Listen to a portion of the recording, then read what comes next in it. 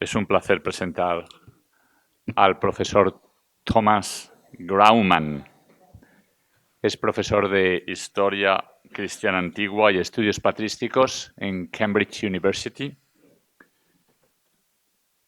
Y ha publicado sus temas de investigación. Es, por un lado, los padres de la Iglesia. Tiene un libro sobre la Iglesia de los padres en Oriente, la teología de los padres y la prueba patrística en Oriente hasta el concilio de Éfeso. Estudia temas de exégesis bíblica, historia de los concilios, autoridad de los padres. Le doy la palabra, nos va a hablar sobre la institución del sínodo y cómo la toma de decisiones y resolución de conflictos. Thank you. I'm afraid you have to bear with English for a little longer, but I try to speak slowly. And also I have prepared just the outline of the paper so that hopefully you can follow it. Am I audible? Yeah, okay. So I'm going to go through my paper in 6 steps. It's actually only 5 because one of them I will reduce to a mere pointer to what one might say. So it's not too long, I hope. And I'm happy to take questions in other languages than English, but I will perhaps rely on my chair to help me if I don't quite understand them. Okay, so I was asked to talk about the Synod as an institution, and I'll talk about it insofar as it is relying or executing decision-making and conflict resolution. Right, okay, so perhaps no help after all. Okay, so the Council of Nicea marked an important point in the development of the Synod or Council, both terms are used synonymously in antiquity, as an institution in the late antique churches. Gathering in council was not a new phenomenon when bishops convened at Nicea. What was new was, first, the unprecedented scope of representation and participation, encompassing bishops ideally from all parts of the Roman Empire. This new dimension, secondly, was the immediate consequence of the other new element, the direct imperial involvement with the event on almost every level. Both elements, empire-wide representation and imperial convocation and authorization, now this is also right, okay.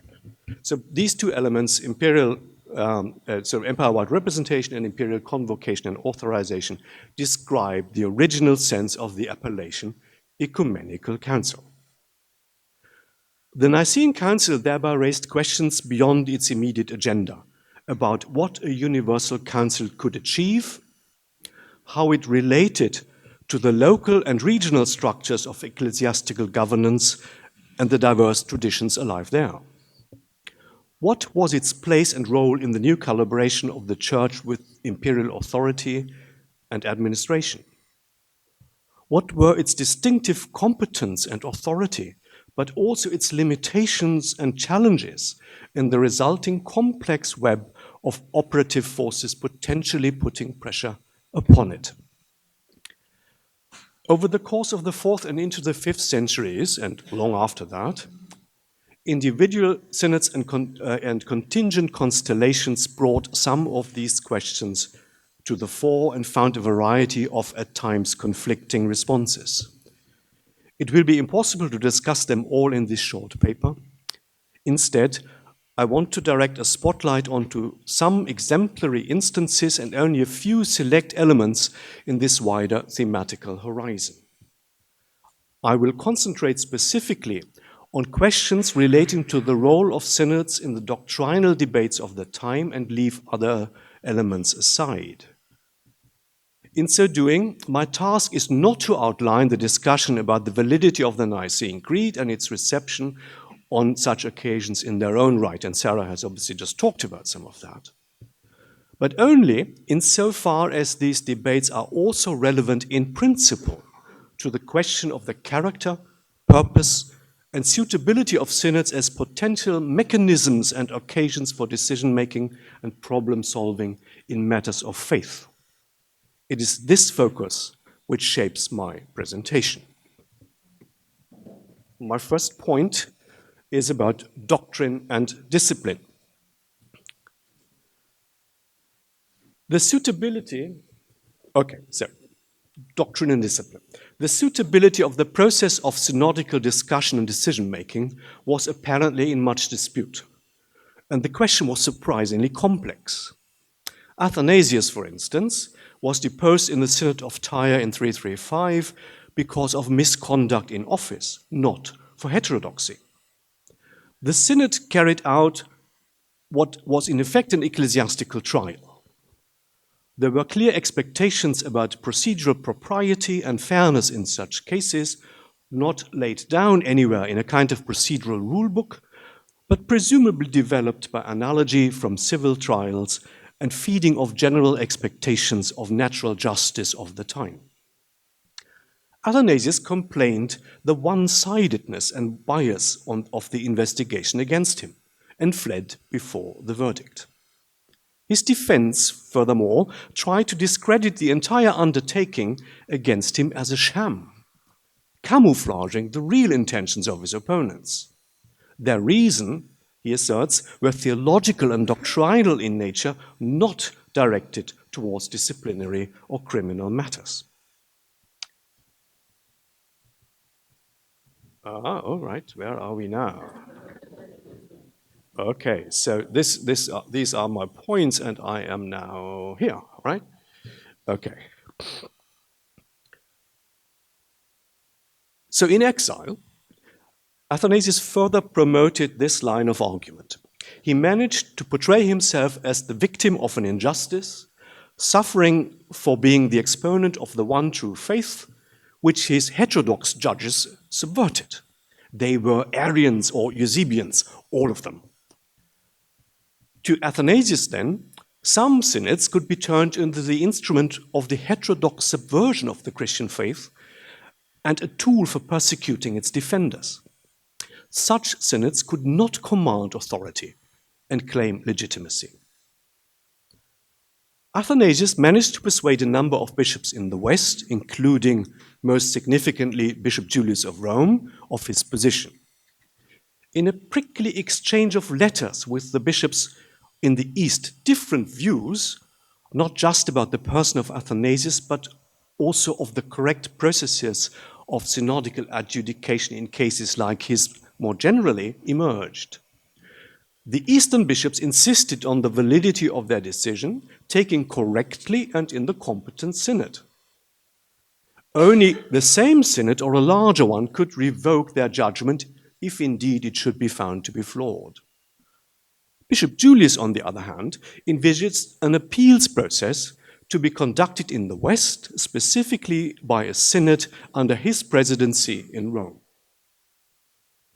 Both sides claim tradition for their understanding of the competences and validity of synodical adjudication, and any redress someone might have against it. The ramifications become starkly evident in the Council of Nicea a few years later. The council is, did I say Nicea? I mean Serdica, forgive me, the Council of Serdica a few years later. The council is of interest also for the questions of imperial involvement, and I will come back to this element shortly. But for now, I will concentrate on the intertwining of judicial questions and those concerning orthodoxy and their impact on the character and assessment of synods. Serdica provides a poignant lesson on the contested foundations of legitimate synodical interaction and of their doubtful effectiveness in a situation of conflict in this perspective. Bishops from the East arrived as a large traveling group in Serdica. There, they encountered their Western colleagues with Athanasius taking a seat amongst them. This was completely unacceptable to the Easterners. In their view, Athanasius was a convicted criminal and had been deposed. A deposed ex-bishop had no place in a synod. If they engaged with him in synod now, they would in effect cancel the verdict of the relevant Eastern Synod against him, thereby undermining also their own authority.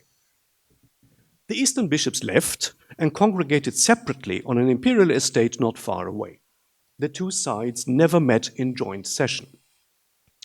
The Western Synod chided the Easterners for fleeing, that is to say, for absenting themselves illegally and, it is implied, with a bad conscience, thus showing their guilt.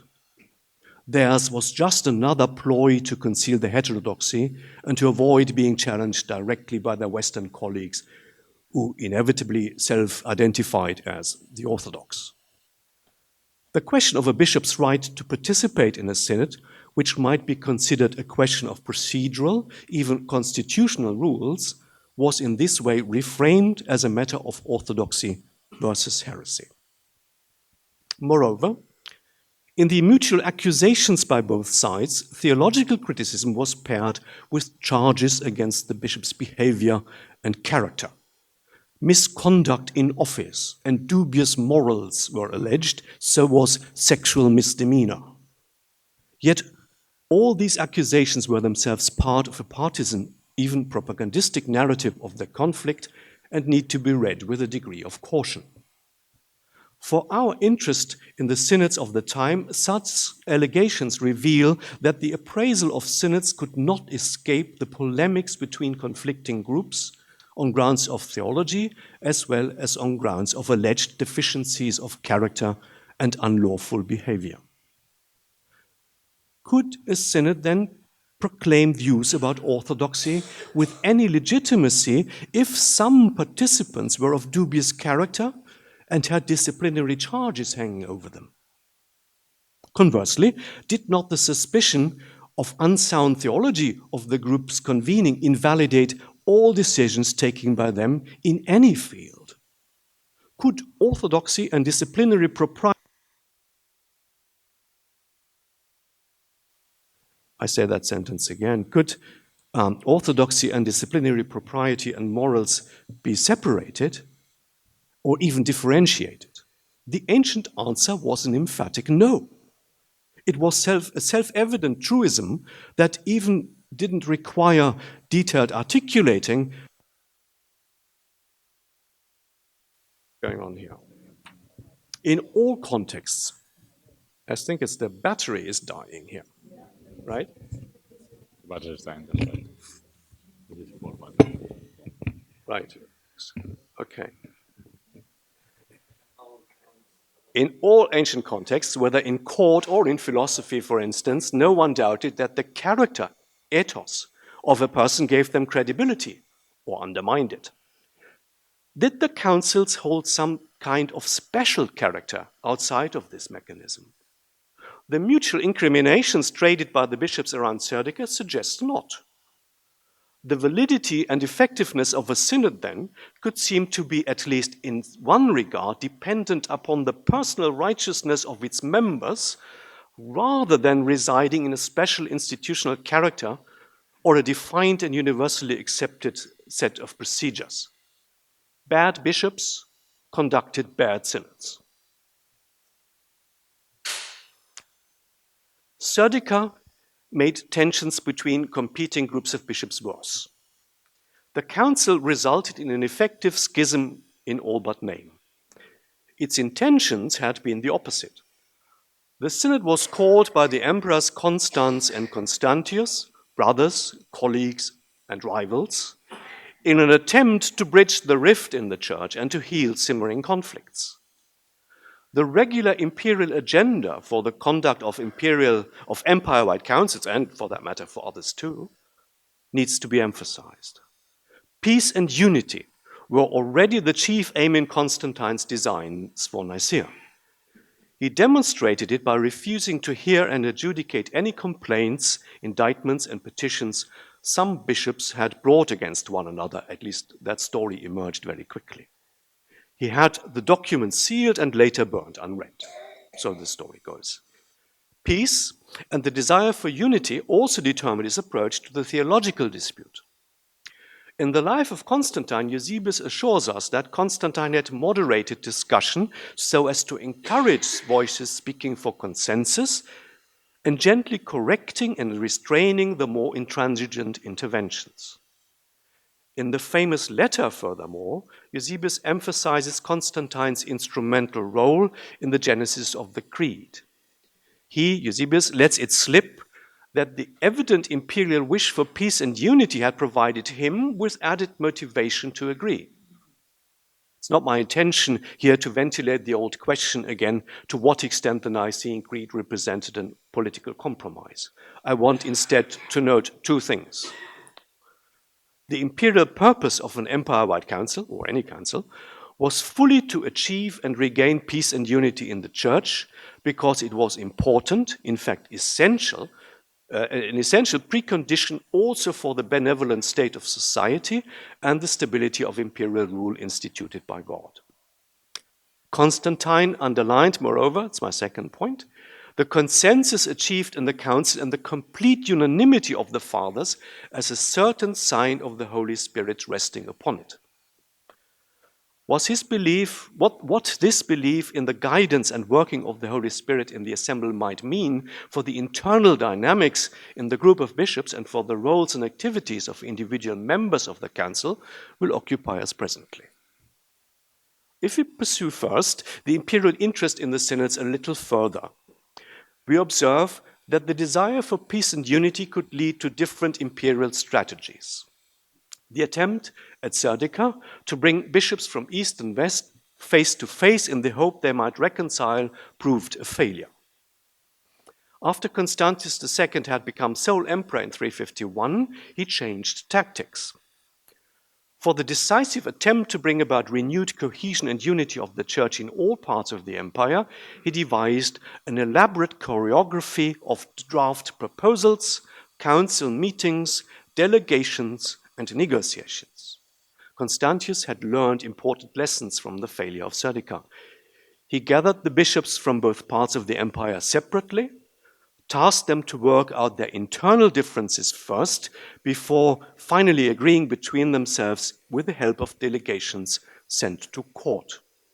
He clearly anticipated to administer a dose of imperial persuasion during this last stage. Yet, the Western Council at Rimini split. It sent two delegations with opposing remits.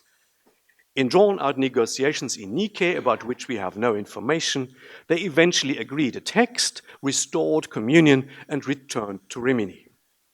After yet more wrangling there, an agreement was confirmed and communion was restored. At Rimini, the imperial official in charge was advised not to allow the bishops to return home until they had come to an agreement. Up to 25 dissenters would be tolerable. They could be sent into exile. The emperor and his administration then had robustly pragmatic ideas about processes and requirements, even of the relevant numbers, for a politically plausible claim of church unity. The Nicene bishops at Rimini, who signed a Homean formula as a result of this process, soon cried foul and claimed deception. After Constantius' death, the brittle accord fell apart. How to deal with dissenters when peace and unity were the objective was a major issue, not just on this occasion. If anticipating controversy and hoping to avoid the danger of a synod getting bogged down in dispute, there were other strategies available. Selectiveness of invitation was a possibility and was employed on several occasions. At the Council of Constantinople in 381, for example, Theodosius I intended to solve the doctrinal conflicts mainly for his part of the empire in the first instance. There was no plan for a Western representation. In terms of geography, Constantinople 381 was not an ecumenical council. What is more, from the Eastern Episcopate, principally only those were invited who shared communion with Bishop Meletius of Antioch and the Neo-Nicene group around him and the Cappadocians. Only in a secondary move was an attempt made also to include the Macedonians. It failed. And also a late addition was an Egyptian contingent which further upset the balance and prevailing sentiment of the council and called its prior transactions into question. The deliberate scoping of invitations was designed to aid the quest for communality and to enable the success of the synod in that it expressed consensus and unanimity. In the West, in the same year, the Council of Aquileia similarly had a carefully curated list of participants. It seems that Ambrose of Milan had convinced the Emperor Gratian that no great numbers and certainly no bishops from the distant eastern regions were required. So at Aquileia, there convened effectively a North Italian synod bolstered by delegates from Gaul and North Africa. The Homean bishop Palladius, ultimately deposed at that council, consequently complained vehemently that the deck had been stacked against him by keeping his allies and associates away. Getting the right bishops to meet, and only the right bishops, clearly helped to facilitate the desired outcome. The synod's ability to achieve a resolution then was crucially dependent on the advanced planning of participation. However, if peace and unity were a matter of selective invitation, aided by political persuasion, pressure perhaps, was this method of church governance and problem solving in itself an impasse? Did councils just reinforce the group solidarity of those coming together and thereby entrenching also doctrinal differences with and ecclesiastical separation from other groups? The example of Serdica might suggest just that. At Rimini and Seleucia, and by carefully curating invitation lists on other occasions, keeping the participants apart seemed the better solution. This strategy, however, could seem to undermine the very character and purpose of the synod, which was, after all, by definition, a coming together, a meeting of the bishops. Yet there were also occasions when bishops reached across the divide and explored and found common ground, even restored communion, or at least formulated the conditions for restoring communion. The acceptance of violence of Mursa into communion by the bishops of the so-called second session of Rimini is an example. It is at the same time a problematic example, since the bishops soon felt deceived and manipulated in their willingness to entertain communion with him. In an Alexandrian council in 362, on the other hand, groups representing a spectrum of Trinitarian interpretations broadly commensurable with the Nicene Creed found real agreement. They recognized in the different linguistic preferences the positive orthodox intentions of the respective other sides, not heresy. Fears and mutual suspicions could be allayed. The basis for community was outlined, even though differences remained. The accord might have healed the schism in Antioch had not the consecration of another bishop there prevented its enactment. Personal loyalties kept the groups apart for another 60 years.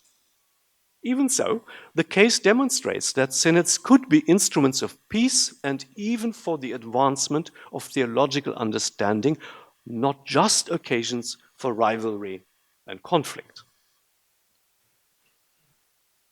Yet, with this picture of mixed success in achieving the aim, imperial or ecclesiastical, of peace and unity, a deeper question arises about the effectiveness for the purpose of theological clarification and expression in substance. It is made more acute still in light of the frequency of synods meeting for this reason and with this intention. Their proliferation in the 4th century might seem to underline their utility while simultaneously undermining it. Athanasius listed and disparaged the never-ending series of new synods conducted by his opponents.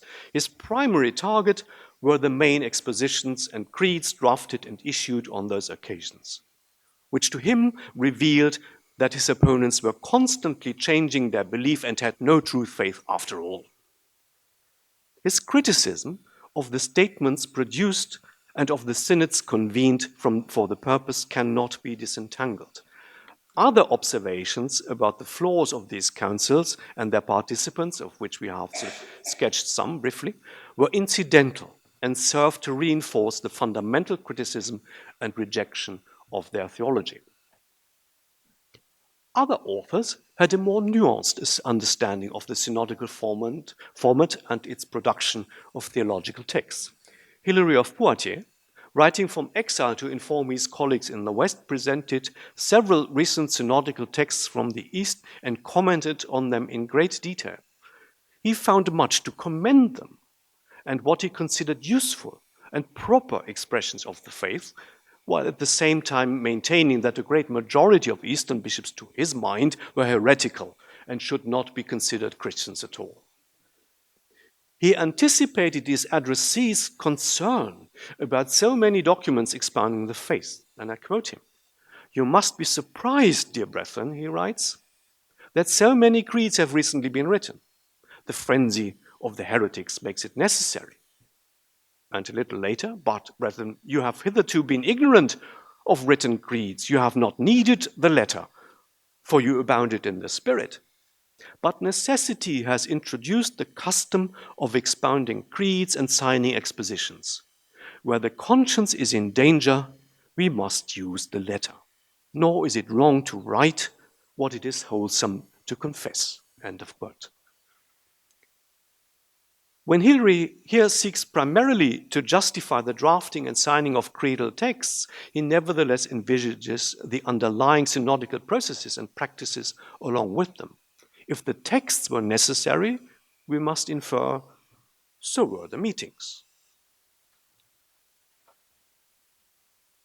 We have noted the frequency of often competing synods as a challenge to the reputation of synods. Equally, separate gatherings and the selective tailoring of participation could both serve as a tool to foster unity and at the same time undermine the very essence of synodical processes. Looking at the internal mechanisms of individual synods, we need to consider how disagreement and potential conflict was mediated within a meeting and how a common verdict could be reached. This issue, too, can be approached both from an angle of imperial interests and designs and from the perspective of ecclesiastical convictions and expectations. Lack of time does not allow me to pursue the imperial designs here, expectations and instructions sort of in any depth. I won't do that. Safe to say that the piecemeal documentation of the 4th century do not allow the reconstruction of a firm set of processes or reveal clear imperial directives. And even the very full minutes of councils from the 5th century substantiate variation more than uniform rules. For all the variations in the bishops' interactions and the changing involvement of imperial officials, however, the only plausible conclusion or result of proceedings was clear, not only from an imperial perspective, but also from ecclesiastical conviction. Consensus about the true faith, about orthodoxy, was required and had to be expressed unanimously. What this meant in practice goes to the root of the evaluation of synods as a suitable mechanism and tool in the process of the clarification and articulation of orthodoxy.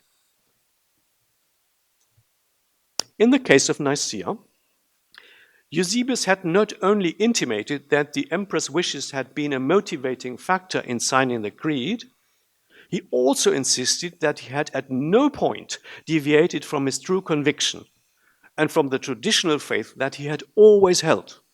Not everybody reads his letter as bearing this out.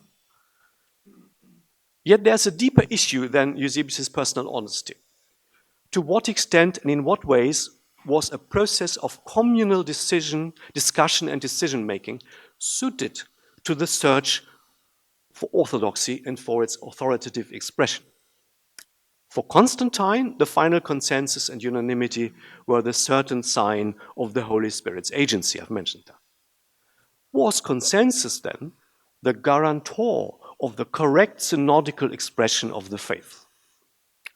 Or would the communal decisions more likely generate an unsavory compromise, landing on the smallest common denominator and failing?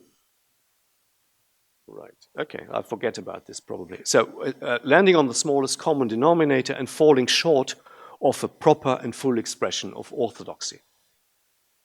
Did the gatherings of many bishops allow to confidently expect the support of the Holy Spirit?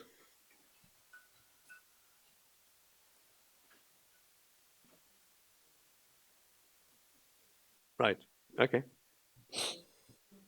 So, did the gathering of many bishops allow to confidently expect the support of the Holy Spirit?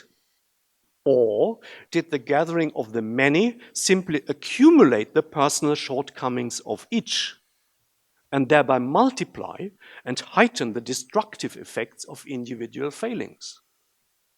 Both views were held and both arguments expounded. Gregory of Nazianzus, for example, was highly critical of the damaging effects of group dynamics on such an occasion, and Theodore of Cyrus feared the detrimental influence of domineering personalities. Nothing good ever comes of a synod. This caustic remark, we've heard it before, by Gregory of Nazianzus was to a significant extent the consequence of his bitter personal experience of failure in the Constantinopolitan Council in 381.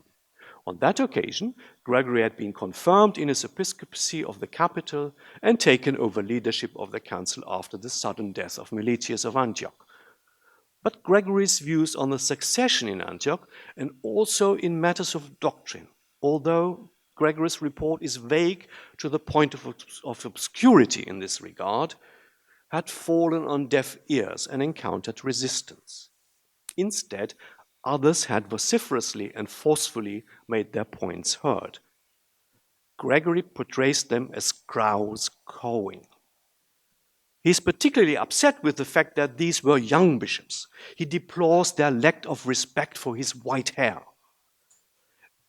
Evidently, he also saw himself as the superior theologian with unrivaled expertise, yet the perceived disrespect for his social standing rankled. When eventually his rightful office holding was also cast into doubt, he resigned. The bitterness and resentment over these events color his refusal to come to the synod for the following year in 382, and this blunt characterization of such events, from which I have already cited the punchline, a little longer part of the quote. I'm staying away from every convention of bishops, he writes, because I don't see any happy ending to a synod that leans toward an increase in vices rather than a decrease. Yet, the contentious and the power-hungry will always be around, along with those who are supposedly superior to reasonable discourse. Hunger for power, aversion to reasonable discussion, and a selection of every vice among the participating bishops, for Gregory, makes synods an unpleasant experience and an altogether useless, even dangerous exercise. Personal conflict and rivalry all too often marred the occasions. We note that even in his criticism, the dividing line between personal enmity, social cultural expressions of status, hierarchy, and competition, and theological divergence is frequently blurred. The danger, then, to create new conflict rather than to resolve existing tensions sounds in Gregory's stark rejection of synods. Such dangers, principally on doctrinal grounds, were also feared by Theodoret when Theodosius II convoked the Second Council of Ephesus for the summer of 449. Theodoret was barred from attending personally. In a letter to Bishop Dominus of Antioch, he tried to alert him of the challenges ahead and to identify the perilous potential, especially and perhaps counterintuitively, of an ecumenical council for arriving at negative outcomes. Such an occasion might be used to gain synodical approval for ideas and positions that needed to be firmly rejected. Specifically, he feared that the resolute Dioscorus of Alexandria, tasked with the presidency of the council, might try to enshrine Cyril's 12 anathemas as orthodoxy, which he and Dominus' predecessor, John, had resisted and prevented in the First Council of Ephesus. Theodoret's worries hold a deeper lesson. Big characters could sway a synodical meeting by the sheer force of their personality. When in addition to that, they also had a presiding role, as in the case of Dioscorus, they might be able to achieve their designs at almost any cost. Backed up by imperial authorization, their power could seem to be unchecked. In such hands, then, synods were dangerous tools. Theodoret does not intimate that the weight of the gathered group of bishops could counteract such tendencies, or that the common mind of the assembly might immunize against the errors introduced by an individual. Nor does he suggest that this common mind inclined naturally towards the proper orthodox conclusion. What then was the role of the individual and what that of the joint assembly in such a process? By what mechanisms and practices, by which intellectual, which rhetorical, and which psychological means could the much desired consensus be reached? This question once more directs attention to the individual bishops gathered and not simply to their moral qualities. It's often assumed that so-called ordinary bishops lacked the theological expertise and intellectual capacities to properly understand what they were deciding. If they were not outrightly cajoled, they might simply follow the leading voices. Certainly, in the councils of the 5th and later centuries, we detect the undeniable effects of an increasingly strong hierarchization in the church. Metropolitans are listed first and speak first. Their suffragans were expected to follow their lead, and by and large they did. Yet, the disparagement of the intellectual aptitude of bishops represents a pernicious stereotype that fails to provide a satisfactory explanation for the convergence of diverse perspectives and obscures more complex dynamics. The processes of coming to a communal decision could not escape the effects of hierarchical prerogatives, that's true, deeply embedded in a stratified society at large and increasingly also in the church, nor the common factors of group dynamics which could create a strong pull to follow the perceived majority. There is, however, a specific and perhaps theological dimension to this question that is bound up in the self-image of the council and of its participating bishops. It's discernible in the case of Bishop Basil of Seleucia, an important metropolitan who participated in all decisive councils of the second phase of the Christological controversies. The Synodos Entemusa in Constantinople in 448, the Second Council of Ephesus in 449, and in Chalcedon in 451. Each of these councils had decreed more or less the opposite of its predecessor. And each time, Basil had expressed his opinion in consensus with the majority. He came under severe criticism for his seeming repeated change of his faith and theology. By way of explanation, Basil presents a telling idea. If your teaching was so orthodox, he was challenged, why did you sign the deposition of Flavian of sacred memory? Basil responded, because I was delivered for judgment to 120 or 30 bishops and forced to submit to their decisions. To justify his assent to the decisions of Ephesus II, now at Chalcedon rejected, Basil here pointed to the observation of an overwhelming majority of bishops to whose consensual thinking he felt he needed to submit. He only had the option to show obedience to the council. His opponent, Dioscorus, however, detects in this statement inappropriate and illegitimate submission to human interests.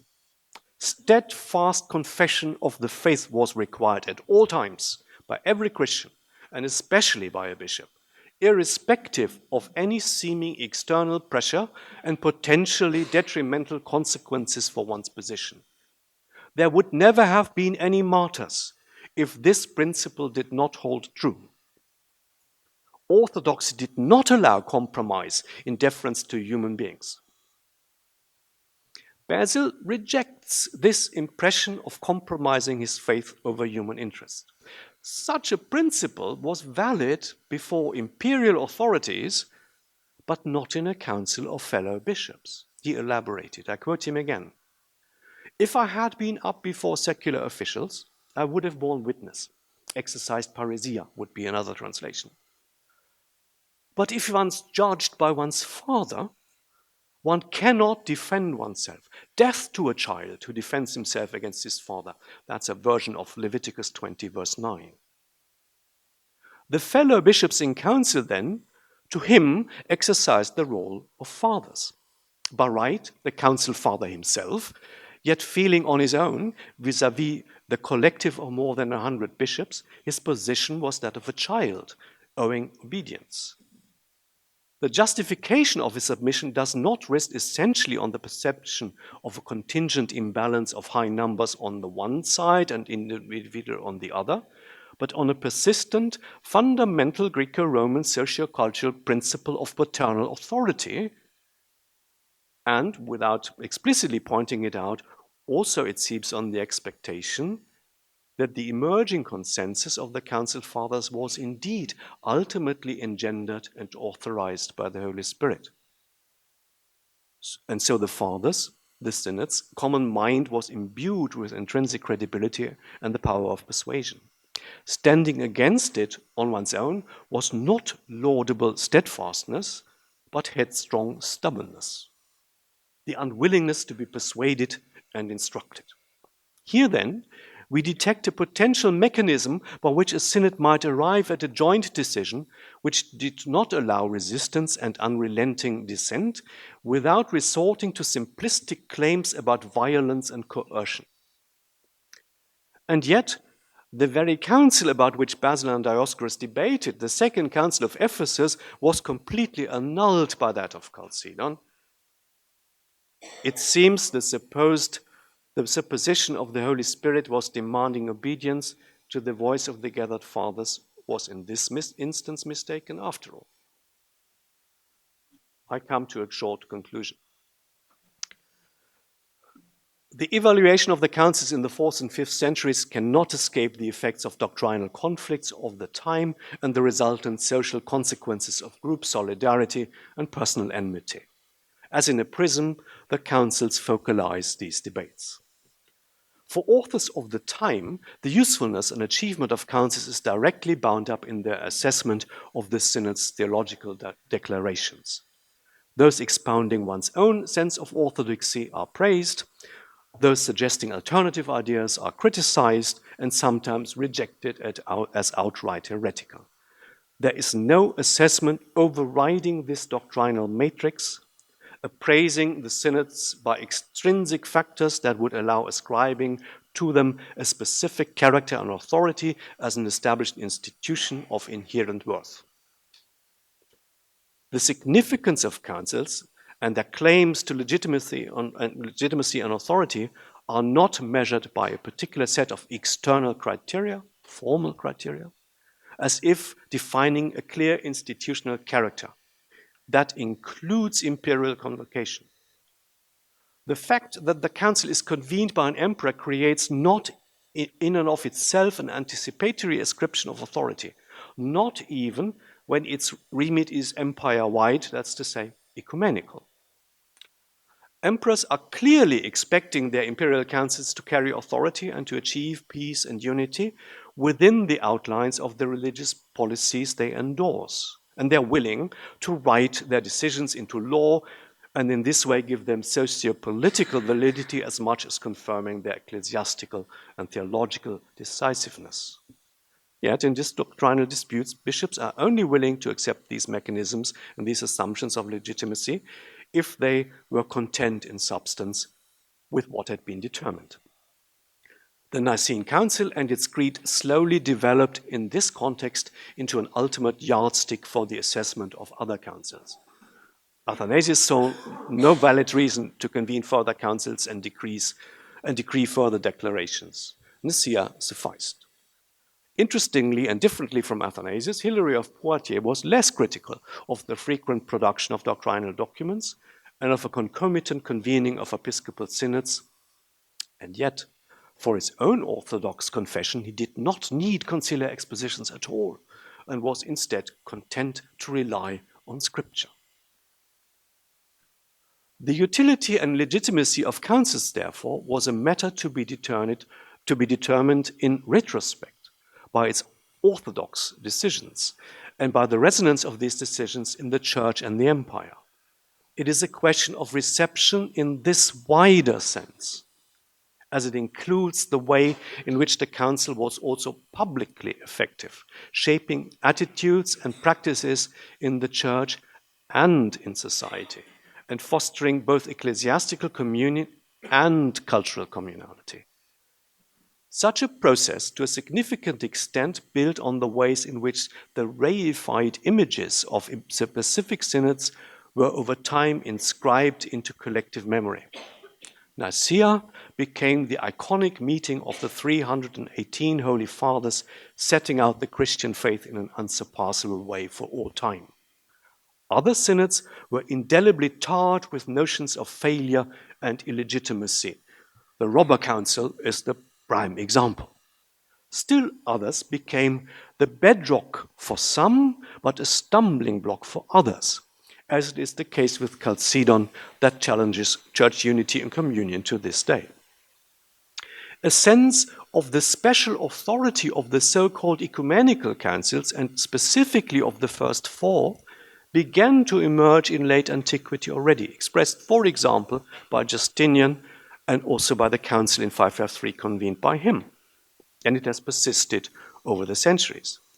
Yet their authority and esteem was not that of an institution or institutions in the abstract and in the conventional sociological sense, but resided in their theological heritage.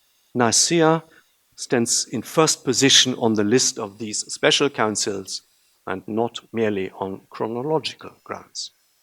Thank you for your patience.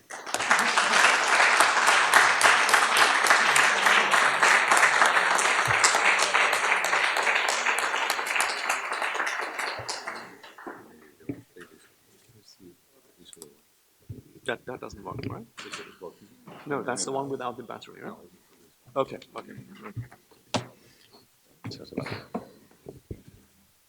Muy bien, pues tenemos ahora un tiempo para preguntas.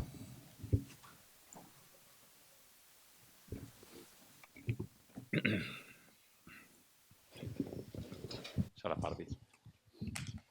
Thank you very much. We could probably argue about every single one of those, but Serdica seems to me an example I was trying to suggest in my own talk of an occasion when the people who were there knew it was a failure as they were having it, but the fact that it was a failure, they learned from, that it improved the process because they realized we did this wrong, and they even immediately that you can see a thawing. You can see, Athanasius gets back into Alexandria, and there's more attempts to talk happen, and they do bear fruit about 15 years later. So I think, also with Gregory, I think he's completely wrong about his own role in Constantinople because it was a huge success. It was a success for all, he gained all his goals in the short, medium, and long term, and is now effectively the person who defines Eastern Trinitarian theology. That's a pretty good failure. So I think it's not just how you feel about it at the time, but when you learn from it, I think there's a possibility that it's not just people being angry and awkward, but that actual real progress is made that people themselves recognize afterwards. Do you think this is possible? Maybe someone translate into Spanish.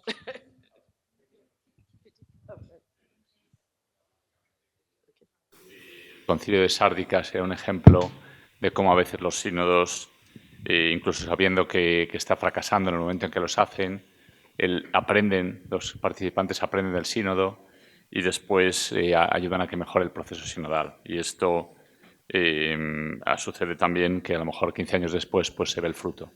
Lo mismo pues, con Gregorio, también al Concilio de Constantinopla, pues algo parecido. Como si el valor del sínodo no sería cómo lo ves cuando estás realizándolo, sino el fruto que da a largo plazo cuando lo miras, lo que has aprendido de él.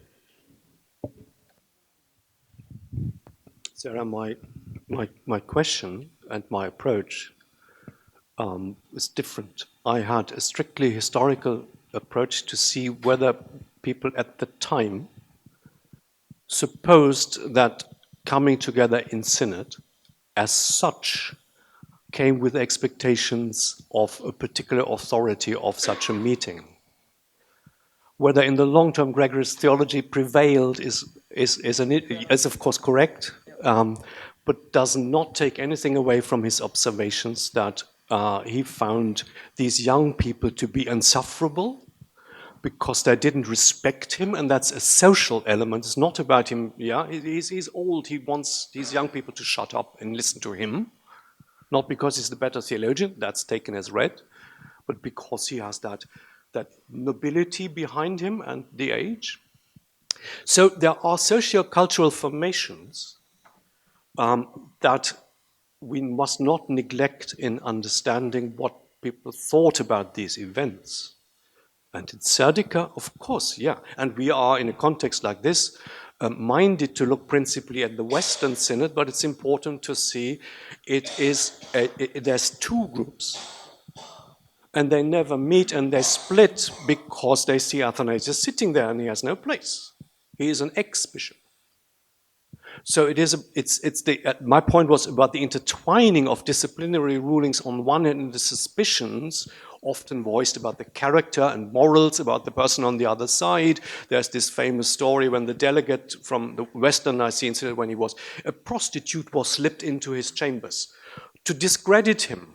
But that mechanism assumes that if this person is morally dubious, rightly or wrongly, any decision by such a body cannot be taken seriously. That's my point. That this creates a complex net of expectations, not all of them theologically, not all of them theological, perhaps not even in the first instance theological on many occasions, that shape the ways in which the procedural elements and the process of coming together in synod is considered helpful or not to church governance, but also to the articulation of orthodoxy. Can morally dubious people expound orthodoxy? Yeah? I don't want to dominate the conversation, but I have lots of thoughts on this. It's a zero by the end of 381. Well, by the election of Nectarius is the reductio ad absurdum. If anybody who's financially dubious, sexually dubious, or theologically dubious is to be deposed, the only way you can have a trustworthy bishop is if he's only just been baptized. And then they can see, okay, right, we've broken that game, we have to start again.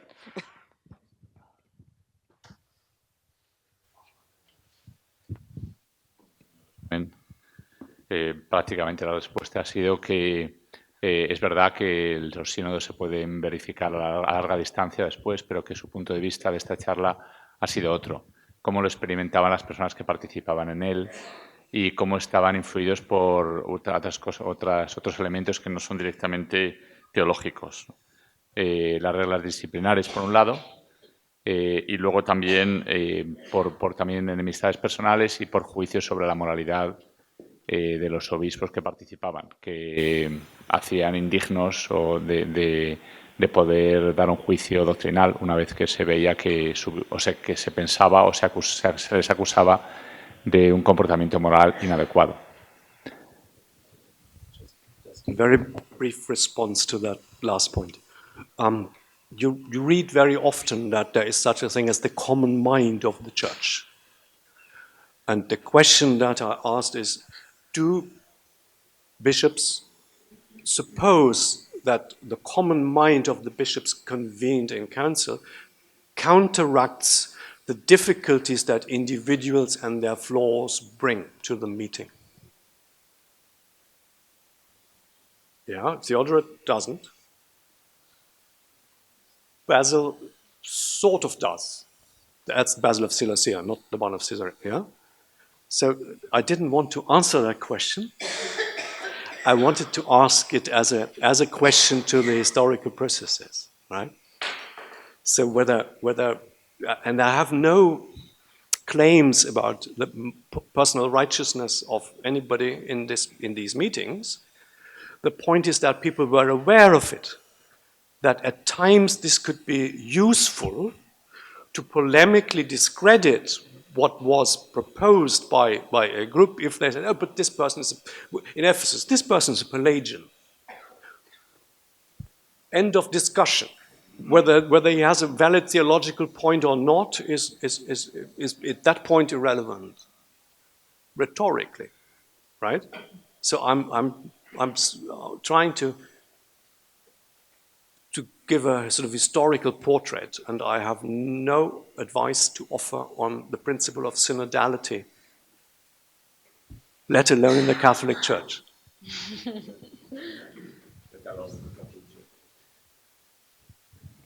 Bueno, simplemente la pregunta que ha planteado es si la mente común de los obispos en el sínodo era capaz de vencer, si hay una mente común capaz de vencer los prejuicios individuales que cada obispo participante del sínodo lleva consigo, y esa es la pregunta que los sínodos plantean.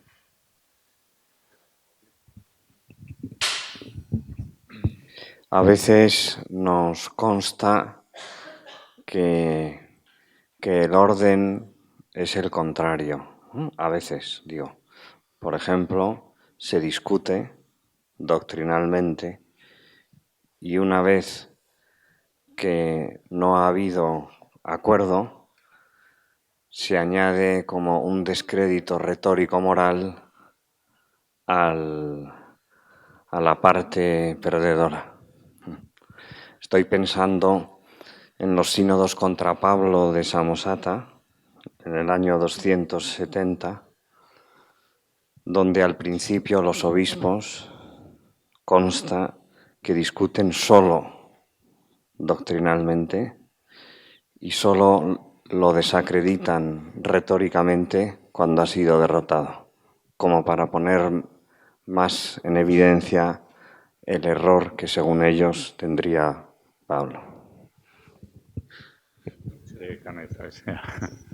So he said, so sometimes you find the opposite process, like for example, synod in which condemnation of Paul Samosata, in which what comes first is a doctrinal discussion, and only afterwards, after the doctrine, those who won discredit morally those who lost, or those whose doctrines were found to be heretical. So that, if I can add to this question also, in a sense, behind all this discussion is what moves people, and what is the role of truth, of the quest for truth also, because we have many motivations, and we look for social status and for other things.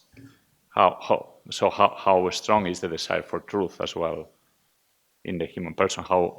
I guess that's the question difficult to answer from the historical data, but how much is for me important the truth and the other things are relatives, or the truth is just a superstructure and what is really counting is, this I think is in the background. I don't know how.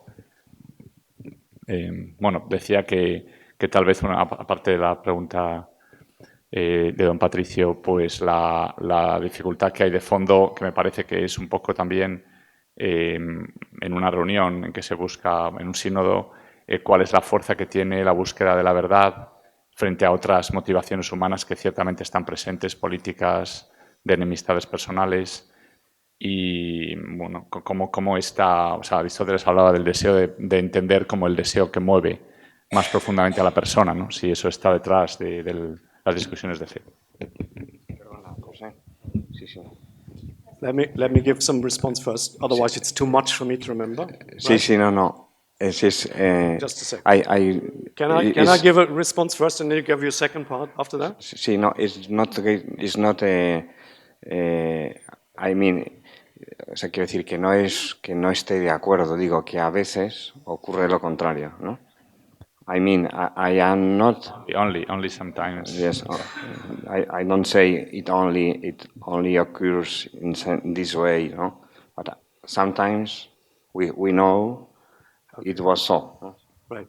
So, the strong temptation to give a theological answer to this is discernible. I will not do that. I will not give a theological answer to that. Right? I'm giving a historical answer. Paul of Samosata. The sequence of discussion is not really clear, but it's the intertwining, as I think I pointed out, of orthodoxy, questions of theology on the one hand, and the criticism of behavior on the other. The question of sequence is a much disputed one in frequent cases. The case of Dioscorus in Chalcedon is a very good example.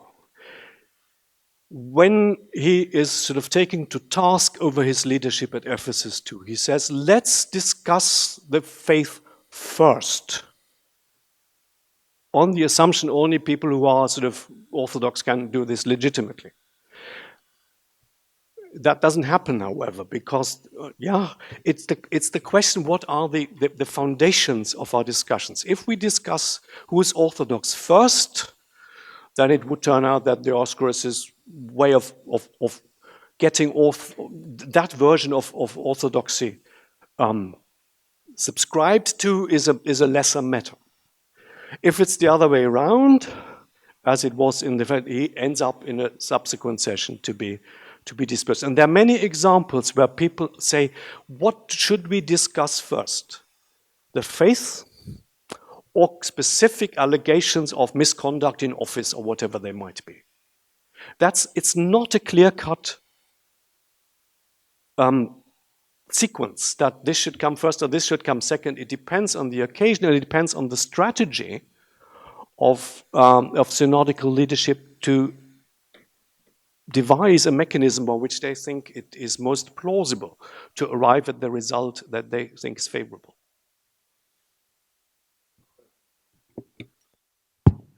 In the case of Pablo Samosata, en el caso de Pablo de Samosata, nos consta la carta de los 6 obispos.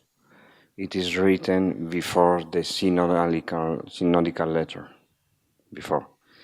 In this letter, the Hymenaeus or from 6 bishops, they call always Paul as Paul. They only discuss doctrinal issues, and we have it the whole letter. Only after that, at the end of the several synods, they miscreate, or como se dice, Pablo Samosata. There we can follow very clear this order. Well, in that case. You look plausibly at the entire discussion.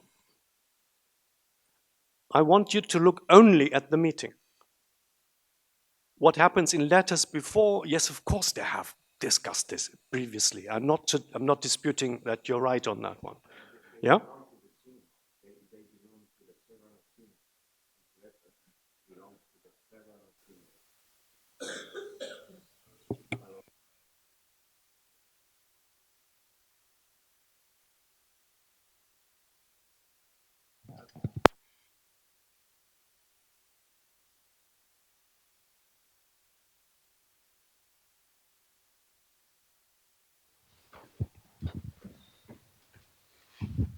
Grazie per la relazione. Mi permetto di rivolgere la domanda in italiano, che forse è più agevole per l'uditorio e non offenderà l'inglese oltre quanto io non abbia già fatto nei giorni scorsi. Bisogna essere consapevoli. Io vorrei richiamare all'attenzione un caso che secondo me si sposa benissimo a quanto illustrato circa l'importanza del fattore della disciplina interna al dibattito e che a mio avviso troppo spesso viene escluso dal numero dei casi esaminati proprio perché è difficile da classificare. Ma se pensiamo alla conferenza di Cartagine del 411, noi vediamo che prima ancora che la questione venisse intavolata, si attivò un dibattito anche circa la possibilità di partecipazione dei vescovi convenuti, che tra parte cecilianista e parte donatista erano più di 600, e che di nuovo tutta la parte iniziale di cui ci restano i verbali stilati durante l'incontro riguarda la definizione propria di quello che stava accadendo in quel momento. Cioè a me pare che le osservazioni fatte circa l'importanza dell'acquisire un controllo su ciò che avveniva nei sinodi, negli incontri tra vescovi, come premessa alla validazione di quello che ne sarebbe stato deciso, e ancora di più forse un uso strategico della partecipazione che preparasse materiali per poi appellarsi, contestare il sinodo, contestare la riunione, fosse strutturale in questa fase di definizione di queste assise. E mi chiedo a questo proposito quanto la dimensione della prassi giuridica romana abbia inciso nella ideazione di queste strategie sinodali e conciliari da parte dei vescovi, perché certo c'è l'elemento morale che viene usato e che da Paolo in avanti è utilissimo a contestare la dissidenza o l'alterità religiosa, ma c'è anche l'elemento giuridico, disciplinare in senso stretto. Grazie.